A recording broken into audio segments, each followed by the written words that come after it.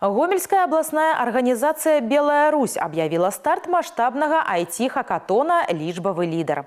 Конкурс накіраваны на пошук інавацыйных лічбавых рашэнняў для ключавых галін эканомікі.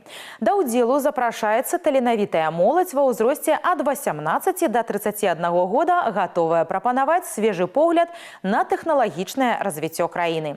Хакатон стане пляцоўкай для інтэнсіўнай працы над праектамі, якія дапамогуць у пытаннях імпартазамяшчэння і лічбавай трансфармацыі.